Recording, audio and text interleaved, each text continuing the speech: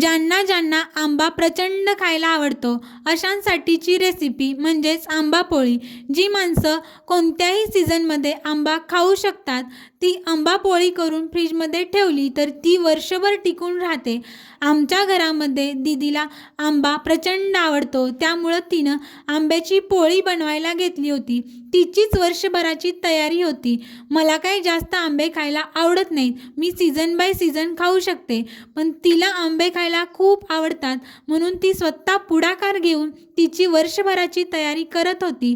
सर्वात अगोदर आंबे स्वच्छ धुवून घेतले, त्याची सालं काढून पल्प तयार करून घेतला। पल्प तयार करताना त्यामध्ये कोणत्याही प्रकारचा पाण्याचा वापर अजिबात करायचा नाही। त्यामध्ये साखर आणि लिंबू घालून घेतला।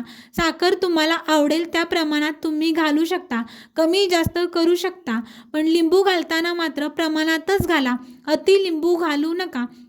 पण लिंबू घातला तरच ती पोळी वर्षभर टिकणार आहे याची काळजी मात्र घ्या।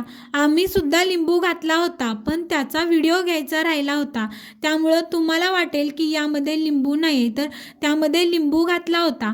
ताटाला तूप लावून घेतलं, बारीक केलेला पल्प त्या ताटामध्ये घालून घेतला।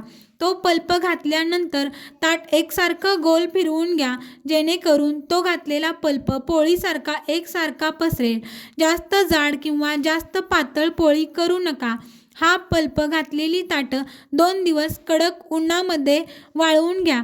कडक उन्हामध्ये वाळवून झाल्यानंतर त्याच्या कडा अलगदपणे सोडवून घ्या, त्यानंतरच पोळी उचलायला घ्या।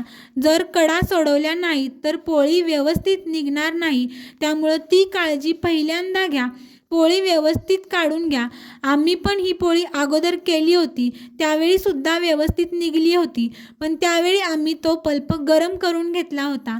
यावेळी मात्र पल्प गरम करून घेतला नव्हता, तरीसुद्धा पोळी व्यवस्थित निघली।